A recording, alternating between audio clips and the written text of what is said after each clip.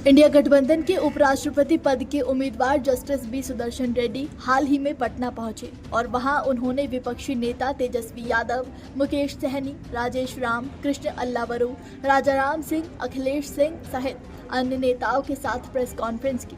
India गठबंधन के उपराष्ट्रपति पद के लिए साझा उम्मीदवार जस्टिस बी सुदर्शन रेड्डी ने राहुल गांधी की तरह ही प्रेस कॉन्फ्रेंस के दौरान संविधान की किताब दिखाते हुए कहा कि आज की स्थिति में लोकतंत्र खतरे में है। जिस लोकतंत्र की लोग बात करते हैं वो यहीं से ही 2000 साल पहले शुरू हुआ था। राहुल जी एक किताब को मेरे जेब में देखे थे तो मेरे जेब के तरफ देख रहे थे। वो सेंट्रल हॉल में जब मीटिंग हो रहा था बार बार देख रहे थे।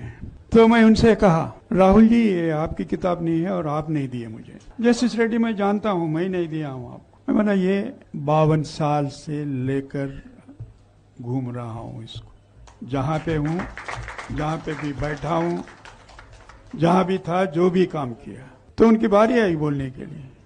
तो उन्होंने बोले मैं तो 4 साल से इसको लेके फिर रहा हूँ, घूम रहा हूँ, इसके बारे में क्या कहना है और कुछ आगे कुछ नहीं करना है। तो ये है उसका हिस्ट्री, आपको बताना चाह रहा हूँ। आगे उन्होंने कहा कि आज मैं इस पवित्र भूमि पर आपसे आशीर्वाद लेने आया हूँ। इंडिया गठबंधन 63% पॉपुलेशन को रिप्रेजेंट करती है। मेरी अरविंद केजरीवाल से भी मुलाकात हुई थी। उन्होंने कहा था कि मैं इंडिया गठबंधन में नहीं हूँ मगर मैं आपको समर्थन दूंगा। मैं कोई दल का आदमी नहीं हूँ, मैं ये इलेक्शन जीत रहा हूँ, इसमें कोई शक नहीं है। तो वहीं इसके बाद आरजेडी प्रमुख तेजस्वी यादव ने भी मीडिया को संबोधित करते हुए कहा कि लोकतंत्र की जननी सबसे पहले बी सुदर्शन रेड्डी का स्वागत करते हैं। भाजपा के लोग लोकतंत्र की जननी से ही लोकतंत्र को खत्म करने का काम कर रहे हैं।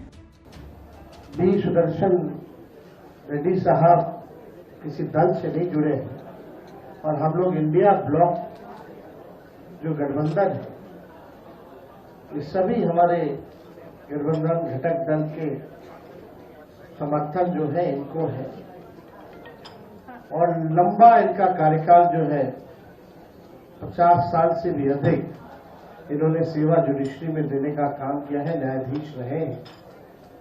और अभी बातचीत के दौरान इन्होंने मुझको बताया कि लोहिया जी के अनुयायी भी है, तो इससे बढ़िया बात क्या हो सकती है। हम लोग समाजवादी विचारधारा वाले लोग हैं और हमको लगता है कि उपराष्ट्रपति के चुनाव में सबसे योग्य अगर कोई व्यक्ति है तो सुदर्शन साहब है। और हम सब लोगों का, पार्टी के जितने हमारे सांसद हैं, हमारा पूरा समर्थन जो है सुदर्शन साहब को मिलेगा। और मुझे पूरा इन पर विश्वास है कि संविधान लोकतंत्र की रक्षा करेंगे और हाउस को भी बेहतर ढंग से चलाने का काम करेंगे। बता दें कि 9 सितंबर को उपराष्ट्रपति पद का चुनाव होने जा रहा है। 21 अगस्त तक उपराष्ट्रपति पद के लिए नामांकन भरे गए थे, जिसमें एनडीए की तरफ से सीपी राधाकृष्णन और विपक्षी गठबंधन इंडिया की तरफ से बी सुदर्शन रेड्डी को मैदान में उतारा गया है। 9 सितंबर को वोटिंग होगी, उसी दिन काउंटिंग भी हो जाएगी। एक मीडिया रिपोर्ट के मुताबिक उपराष्ट्रपति चुनाव से पहले 100% वोटिंग के लिए एनडीए गठबंधन के सांसदों की ट्रेनिंग होगी। वहीं वोटिंग से एक दिन पहले 8 सितंबर की रात को प्रधानमंत्री नरेंद्र मोदी एनडीए सांसदों के लिए डिनर भी रखेंगे। उपराष्ट्रपति चुनाव से पहले एनडीए दूसरी पार्टियों के सांसदों का समर्थन जुटाने की कोशिश में लगी है। गठबंधन को आंध्र प्रदेश की वाईएसआर कांग्रेस पार्टी के 11 सांसदों का समर्थन मिल चुका है। अब एनडीए ओडिशा की बीजेडी और तेलंगाना की बीआरएस को भी साथ लाने की कोशिश में जुट गई है। बीजेडी ने अभी तक उपराष्ट्रपति चुनाव के लिए अपना रुख साफ नहीं किया है, जबकि बीआरएस को एनडीए और इंडिया दोनों ही अपने पाले में करने की कोशिश कर रहे हैं। इंडिया इसे क्षेत्रीय प्रतिनिधित्व के आधार पर समर्थन देने की अपील कर रहा है। बता दें कि उपराष्ट्रपति चुनाव जीत में 391 सांसदों यानी 50% समर्थन की जरूरत होगी। उम्मीदवार को कम से कम 20 सांसदों की तरफ से प्रस्तावित होना जरूरी है।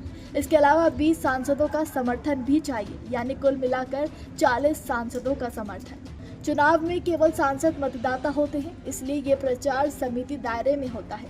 उम्मीदवार और उनके समर्थक दल प्रचार में शामिल होते हैं। लोकसभा में कुल सदस्यों में से एनडीए के पास 293 और इंडी गठबंधन के पास 234 सदस्य हैं।